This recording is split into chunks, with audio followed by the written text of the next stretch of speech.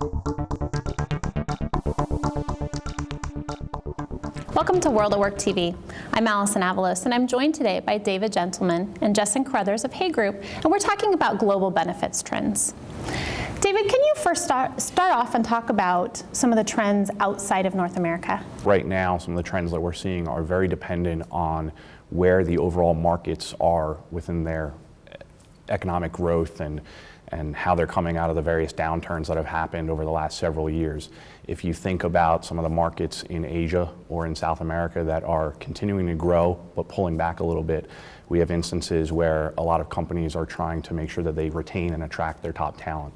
In China, you have cases where there is a complete lack of high-level management and executives, so they're really having to attract to do that, and ways to do it is to do things like car benefits and some more of the traditional approaches that some of the more mature markets have already been using, things like LTI plans and putting those schemes in place. Whereas in the more mature markets that we're seeing, especially in Europe, where they're still struggling economically, you have a lot of austerity measures that are now going in place across the board from the governments, and those have impacts on what companies are doing with their benefits. My expectation would be I wouldn't be surprised if in some markets a few years from now on, companies are having to put new plans in place in those markets that are replacing some of the old government plans that are now starting to be tampered down a little bit in some of those markets. In the UK, we have seen a huge drop in the amount of defined benefit plans in the last 5 years, from 40% to 17%. So that's something that's obviously not really news to anyone, but it is a little bit interesting at the speed at which it's now dropped over the last 5 years or so. So we often hear the terms rewards and remuneration used interchangeably. Is that fair to do in a global arena, or is there a significance to each of those terms? Interacting with clients, particularly, everyone has their own vocabulary in their own organization, and we'll find that rewards and remuneration really are interchangeable in a lot of settings. It is important to define what they are speaking to when they say rewards or remuneration. Internally, within our own methodology, we have specific elements of pay and benefits that are included in reward that we would not say remuneration would include something extra. So I think it's important to us to actually define the terms, but it's less important that the organizations globally start to adhere to the same word or vocabulary. It's important because if you're going to do some consistency measuring and calibration across your operations, you want to make sure that you're using the same term. And if you're working with an outside advisor, just ensure that each of you are speaking to the same elements when you use those two terms. This is kind of the old apples to apples adage, right? You've got it. So how about the phrase, think globally, act locally? How does that apply to the global rewards arena and strategy in particular? Well, I think that's important because, as an overall global firm that's operating in many markets, you need an overall strategy in how you're going to go to market and what results you're trying to drive and the type of employees that you're trying to recruit and motivate and retain. But you have different levers that you need to pull on in different markets, and some benefits or some various compensation schemes may or may not be relevant, legal, or just in general important to an overall employee. So you have to know what is appropriate in each market, look at things like the statutory benefits that may or may not be provided in a market, and overall the individual apples or puzzle pieces that you need to do. And that's how you need to think locally. At a global level, it's about what's your target to get there. Yeah, I think in practice what I've seen is local, meaning we might be working with a CEO and owner of an organization that resides in one part of the world. And the example I always give clients is here in the US, it's not as prevalent to see employees getting cars, whether it's in the form of an allowance or a benefit. And I've worked with CEOs that do not have vehicle as part of any kind of remuneration policy or reward program. And what they have seen as they've broadened their horizons and acted globally, they've had to start offering programs to employees that are actually their subordinates. And part of that is they have a global philosophy of being competitive at a certain level. And what they'll find is when they get into those local arenas, sometimes offering a specific type of car might be what's considered competitive.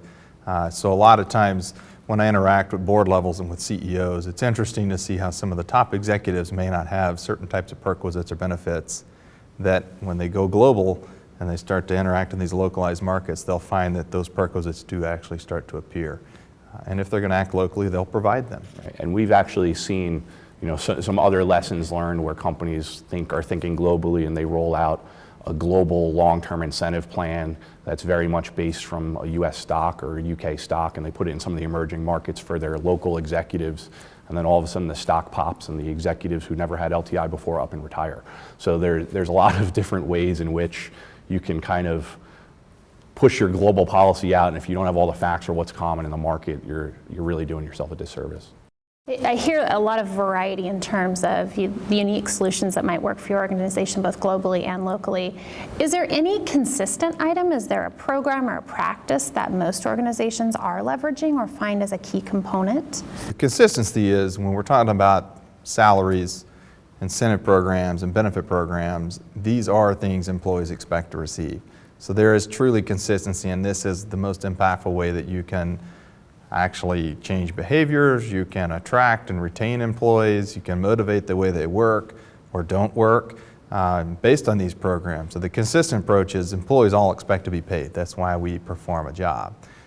But the simple fact is I see organizations in one local region that have inconsistent approaches at work because they're so localized. That could be in the same country. Or when we start introducing global mechanics into this piece, the consistency is companies that actually pick a target. That most realistically, a company will say, we want to be a competitive payer and a competitive provider of benefits. They'll pick the level of competition they want to compete with. That's the consistency. Now, how they get there in each local market will look totally different in most cases. So it really is. So on one side of your mouth, you're saying we're consistent, we're trying to be equitable, but on the other hand, you're having to do it in a multitude of ways.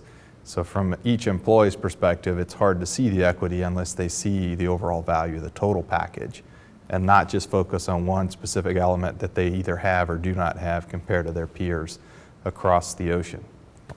So what are the benefits then to using a consistent global rewards approach? The biggest benefit is that you can then, if you're using multiple survey vendors or multiple benchmarking providers, you at least know how everything is defined and that you have an apples-to-apples comparison. If you start doing things where you're inconsistent with your approaches, whether you're using different data sources or targeting different different levels of where you need to be as an organization with your overall reward strategy, then what happens is you have employees that are, you're motivating different behaviors in different markets. You're doing completely inconsistent approaches, and at the end of the day, your results are probably going to be inconsistent as well. Benefits of using a consistent approach, from my experience, are less noise from your population of employees. In human resources, one of the biggest advantages that you have by having a good, strong HR department is to make sure employees, number one, understand what they're receiving in the form of benefits and pay, but also understanding that it's an equitable approach.